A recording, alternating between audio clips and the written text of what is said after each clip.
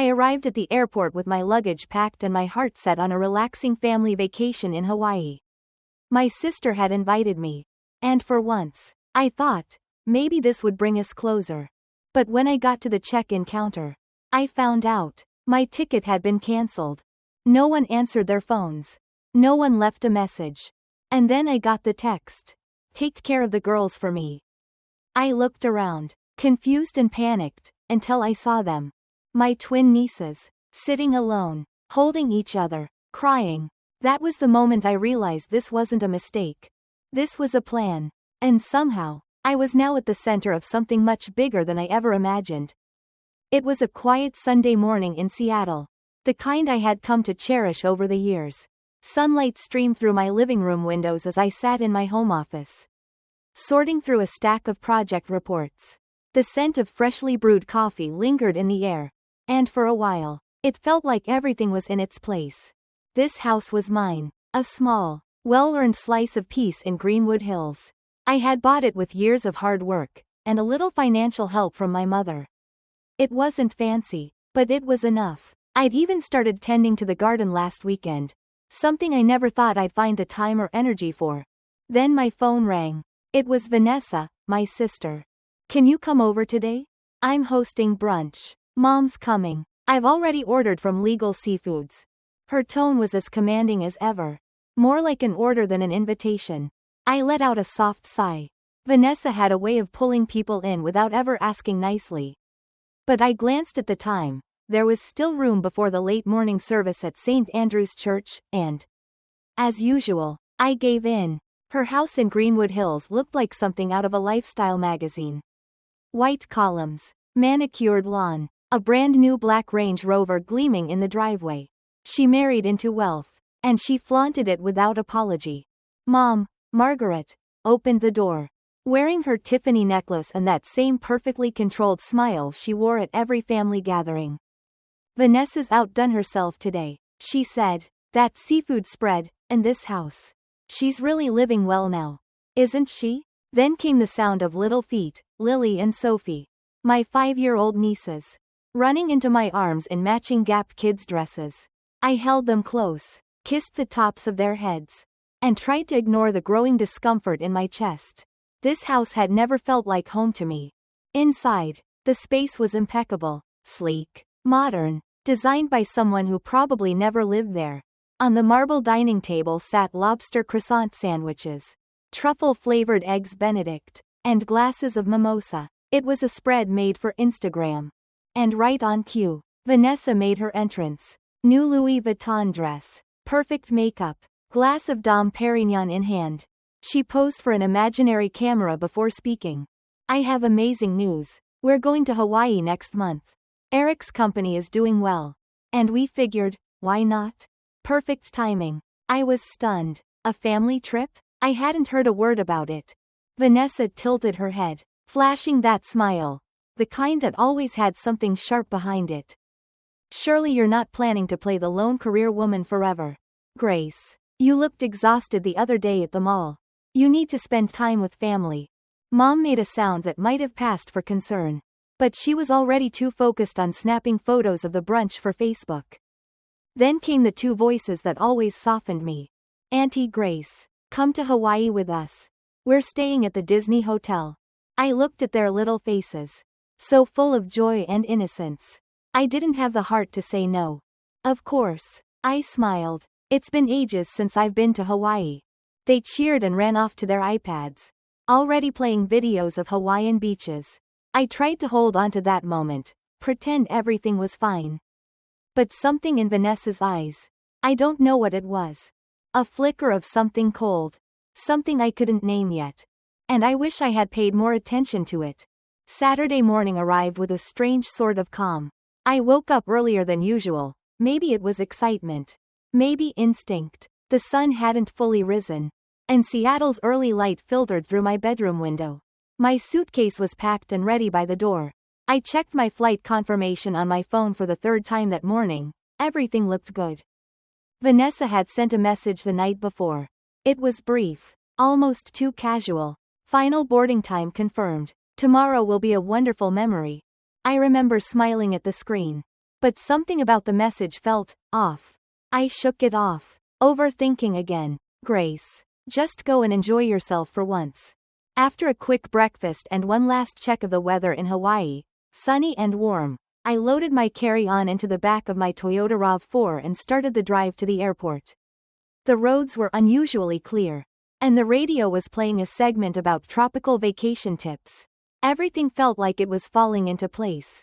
When I arrived at Seattle-Tacoma Airport, it was its usual bustling self, families pulling roller bags, couples holding hands, announcements echoing overhead. I wheeled my bag up to the check-in counter, handed over my platinum card, and smiled. The attendant looked at her screen, and then her expression changed.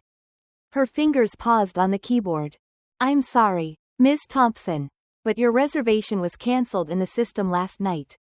I blinked. That's not possible. I have a confirmation email. I double-checked everything this morning. She hesitated. The Brown party completed their check in about 30 minutes ago. My heart sank. The Brown party. Vanessa. Eric. The kids. I pulled out my phone immediately and called Vanessa. No answer. I tried Eric. Straight to voicemail. Then, my phone buzzed. A message. Take care of the girls for me. We need some time. And then, a photo. Lily and Sophie, sitting on a bench, alone, at the airport Starbucks. Lily clutched her pink teddy bear. Sophie's cheeks were streaked with tears. They were holding hands, waiting, confused, scared. I dropped everything and ran. Excuse me, I'm looking for two little girls, twins. Blonde hair, wearing matching dresses. I shouted to a nearby airport staffer as I pushed through the crowd. My heart pounded. I felt like I was inside someone else's nightmare. More messages. The 529 plan documents are in the safe at home. This is our last chance. What the hell was going on? I finally spotted them near the food court, huddled on a bench tucked beside the escalator. Lily looked up. Auntie Grace. I dropped to my knees and pulled them both into my arms. Their little bodies trembled. It's okay now. I've got you. I've got you. Mom said she'd be right back. Lily whispered. They were going to take the shuttle bus, but then they never came back. Sophie's voice cracked with every word. Airport police were already starting to gather. One of them, a kind woman with a student ambassador badge, knelt beside us. We'll get them some hot chocolate and cookies, she said gently. A uniformed officer approached me, his voice low. Ma'am, we'd like to speak with you at the security office. This looks like a case of child abandonment. I stood up, still holding the girls close. My phone buzzed again, more cold. Calculated messages from Vanessa. As I read them, my blood ran cold. Outside the window, a Boeing 787 bound for Honolulu rose into the sky. I knew Vanessa and Eric were on that flight. And I knew, without question, that they had planned this. By the time I brought the girls home that night, the house felt different, heavier. It wasn't just my home anymore, it had become a refuge. A shelter from something dark and cruel. Lily and Sophie sat curled up on the sofa, coloring books scattered beside them. Untouched Happy Meals growing cold. I had run a warm bath, set out fresh pajamas, but they wouldn't move, they just clung to each other. Silent, wide-eyed. The bath is ready, sweethearts, I said gently. No response. Then Lily looked up, her voice barely a whisper. Auntie Grace, are Mommy and Daddy really not coming back?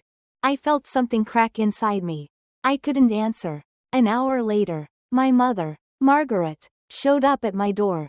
Her hair was disheveled, something I'd never seen in my entire life. She'd apparently left her church women's group mid-meeting the moment she heard what happened.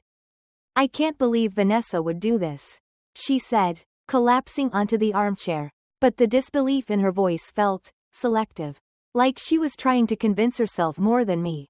Then my phone rang. A detective from the Seattle Police Department. Ms. Thompson, did the children say anything concerning? I thought back. Yes. Lily mentioned that their parents had been fighting about money. And Sophie said, they left on the shuttle bus and never came back. The next morning, after dropping the girls off at the nearby elementary school, they had a crisis care program for children in emergency situations, I met the police at Vanessa's home. Her home. That perfect, curated, pristine house in Greenwood Hills. The one filled with white furniture and gold accents. Where everything was always just right for Instagram. Except now, it was being treated as a crime scene. An officer led me upstairs to Eric's study. The drawers were stuffed with papers, credit card bills, overdue notices, and financial reports from Eric's company. I stared at the documents, stunned. The rumors I'd read in the Seattle Herald about his business collapsing, they were true. And then came the worst blow. "You'll want to see this," the officer said, handing me a statement from Fidelity Investments. It was the girl's 529 college savings plan. The balance? $1. Over $500,000 had been drained from the account over the last 3 months. I just stood there, staring at the paper, unable to breathe. In the closet, boxes of unopened luxury handbags, Chanel, Louis Vuitton, still with tags, dozens of them, the kind of excess that made Vanessa's online life sparkle with envy. Meanwhile, she'd been quietly robbing her own daughter's futures. "There's more," the officer said, handing me a torn envelope. Inside were offshore banking documents. Cayman Islands. But the name on the account? Margaret Thompson. My mother. I stared at it in disbelief. Just then, my phone buzzed. It was from St. Andrew's Church. My mother's voice on the other end was strained. Panicked. "Grace, something terrible has happened. Vanessa took the women's group funds, and used my name to do it." It hit me then. This wasn't just a moment of desperation. It was premeditated. Vanessa had been planning this for months, maybe longer. She had stolen from her children, from our mother, from the church. She had created a perfect life online while setting fire to everything underneath. That night, I sat at the dining table, surrounded by files and evidence. Lily and Sophie were at their after-school program. Safe for now. My mother was being interviewed by the church committee. Then the detective called again. "We've found something significant," he said. "It appears they had no intention of returning." My stomach dropped. "What do you mean?" "We found one-way plane tickets to the Cayman Islands." That night, after putting the girls to bed, I sat at the dining table with papers spread out in every direction. Police reports, financial statements, printouts of Vanessa's Instagram posts, photos of beach days, birthday cakes, matching outfits, all lies. Everything about her life had been a performance. But what haunted me more was how well she played the role, how easily we all believed it. My phone lit up again. This time, it was the FBI. "Ms. Thompson, we're escalating this case to federal investigation," the agent said. "There's strong evidence of interstate child abandonment, financial fraud, and money laundering." I froze. This wasn't just a family betrayal anymore. This was a federal crime. "We've also uncovered social media activity used to create a false narrative," he added, "and offshore accounts used for concealing stolen funds." I knew what they were talking about. Vanessa's posts, the happy family moments, the carefully filtered photos, had painted a reality that didn't exist. And now, they were going to be used against her. Meanwhile, my mother was being questioned at the church. For the first time in my life, I saw her shaken, not over her image, but over something real. She'd always been composed, obsessed with appearances. But this? She used my name, Grace. She whispered to me later that night. She stole the group's money, and forged my signature. I trusted her with everything. It was a quiet moment. But in that silence, I saw it. My mother beginning to understand the cost of blind favoritism. I didn't say anything. Not yet. That same night, I wrote a report. I included everything. Vanessa's abandonment messages, photos of the girls alone at the airport, financial records, the forged signatures, and snapshots of Instagram posts that directly contradicted her actions. I sent the report to the FBI, Child Protective Services, and Sarah Cohen, a top child advocacy attorney I had reached out to earlier. She'd been watching the case unfold and finally called me the next morning. "I've handled abandonment and fraud cases for over 20 years, she said. But this is layered, calculated, And you've already done half the work the prosecution will need. She agreed to represent the girls' interests, and mine. Later that afternoon, Lily and Sophie returned from their after-school program. I helped them settle in, made their favorite mac and cheese, and sat with them while they watched cartoons. Then Sophie turned to me. Can we go to school again tomorrow, Auntie Grace? It feels normal there. Yes, sweetie. I smiled. We're going to keep everything as normal as we can. Even if nothing about this situation was normal. But I knew now. I wasn't just caring for my nieces temporarily. I was their protector, their advocate, their new beginning, and I was ready to do whatever it took. 1 week after the airport, I was still processing everything. The girls were slowly adjusting, laughing again. Even if just in brief moments, but inside me, a storm was still raging.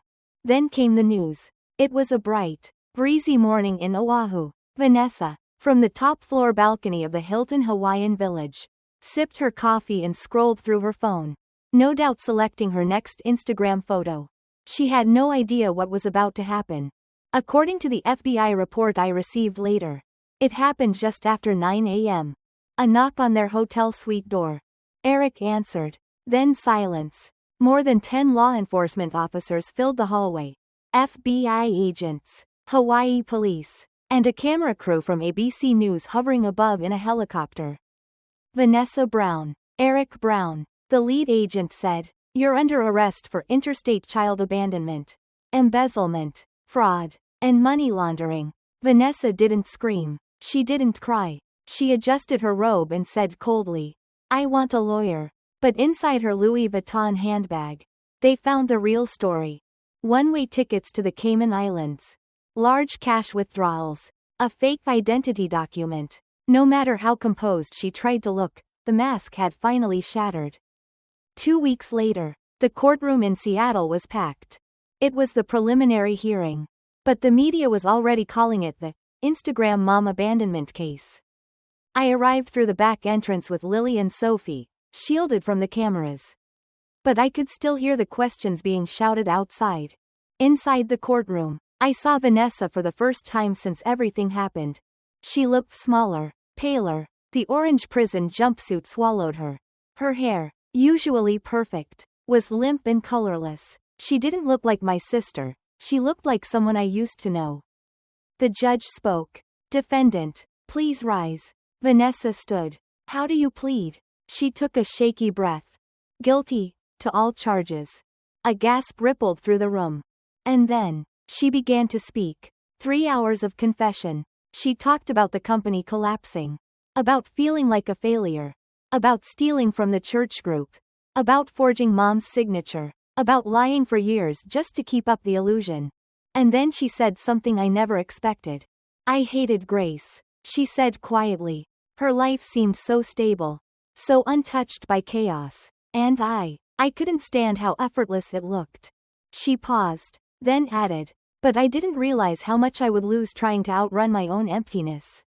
Next came Eric. His voice was hollow. He admitted to everything, the financial collapse, the desperation, the blind complicity. Then Mom took the stand. Her voice trembled. "I trusted my daughter too much," she said. "And in doing so, I hurt the people I should have protected most, Grace. And my grandchildren." I sat in the back row. Lily and Sophie resting against me. I didn't feel anger. Not anymore. Just sorrow. And a quiet sense of resolve. The day of sentencing came with a heavy sky. Seattle felt colder than usual. And the weight in my chest mirrored the gray clouds above. I arrived early, holding Lily and Sophie's hands as we walked up the courthouse steps. Inside, everything felt still, almost too still. Vanessa stood before the judge in her prison uniform. Eric sat behind her, equally quiet. Neither looked at me, neither looked at the girls. The judge's voice broke the silence. "Vanessa Brown," he began, "your actions represent one of the most egregious betrayals this court has ever seen. You abandoned your children, you betrayed your family's trust, and you manipulated your community under the illusion of a perfect life." He listed the charges one by one. Interstate child abandonment, embezzlement of education funds, fraud against the church, forgery, money laundering, conspiracy to defraud. And then the sentence. 20 years in federal prison. No eligibility for parole for the first 15. The room was silent. I didn't move. I just watched her face. It didn't twist in pain or outrage. She simply nodded. Then it was Eric's turn. 10 years in federal prison. Eligible for parole after 7. Depending on cooperation. He didn't say a word. Just lowered his head. Outside, reporters gathered on the courthouse steps. Microphones reached toward me the moment we stepped out. I held the girls close and spoke quietly. This isn't something I celebrate. But justice needed to be done. And more than anything, the children deserved to be protected. That evening, back home, I sat with Lily and Sophie in the park near our neighborhood. They swung gently on the swings while leaves rustled in the breeze. When they returned to sit beside me, Lily looked up and asked, "Will you always stay with us, Auntie Grace?" I turned to her and smiled. "Yes, always. You're my girls now." 1 week later, I received a formal letter. The adoption paperwork was ready. The court had approved my guardianship. And the girls would officially become part of my household. I turned the guest room into a real bedroom. 2 beds from Pottery Barn. Shelves filled with storybooks. Soft curtains from Target. Every detail was chosen with love. When the girls saw it, Sophie asked, her voice barely above a whisper, "Is this really our room?" "Yes," I said, kneeling beside her. Forever. My workplace had been incredibly supportive. They gave me flexible hours. Let me work from home when needed. Even our local community stepped up. Neighbors brought home-cooked meals. Church friends helped with school drop-offs. And one nearby single mom offered to babysit. Even my mother was changing. Slowly, she started baking cookies with the girls on weekends. She spoke less about appearances. And more about meaning. I wasn't sure what the future would hold. But for the first time, I wasn't afraid of it. Exactly 1 year after the day everything changed, we threw a birthday party in our backyard. It wasn't extravagant, just a simple gathering with neighbors, classmates, and a few friends from church. The sun was shining, birds were chirping, and the girls were laughing, really laughing. That alone felt like a miracle. Lily and Sophie turned 6 that day. A year ago, they were abandoned at the airport by the people who were supposed to love them most. And now, they were surrounded by balloons, homemade lemonade, and a backyard filled with people who truly cared. I watched them blow out the candles on their organic vanilla cake from the local bakery. Their faces glowed, not just from the sunlight, but from something deeper. Security, belonging, joy. That night, after everyone left and the girls were tucked into bed, I sat at the kitchen table and opened their school assignments. Each child had been asked to write a short essay titled, "My Family." Lily's began with, "To my beautiful mom, Grace." I couldn't hold back the tears. Not because I needed the title, but because they gave it to me freely. Vanessa and Eric remained in separate correctional facilities. They had divorced quietly. Letters from them occasionally arrived. But the girls weren't ready to open them. I kept them sealed, in a drawer, for the day they decided they were ready. If that day ever came. As for Mom, she kept showing up. She baked cookies on weekends, helped the girls with homework, and even apologized, not just once, but sincerely, and often. She was no longer obsessed with what the world thought. She finally saw what mattered. And then, there was Dr. Patel. It started with Lily's routine checkups. He was gentle, kind, patient with the girls, and thoughtful with me. What began as simple conversations in the exam room slowly became coffee in the waiting area. Then dinner invitations. I didn't expect it. I hadn't been looking for it.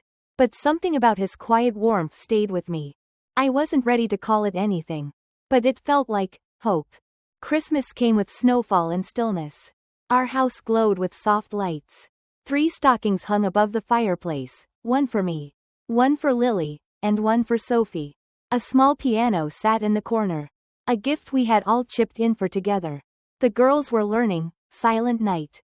That evening, just before they fell asleep, Sophie whispered, "Love you, Mommy Grace." I kissed her forehead. Then Lily's, "I love you both, so much." And I meant it, with every part of me.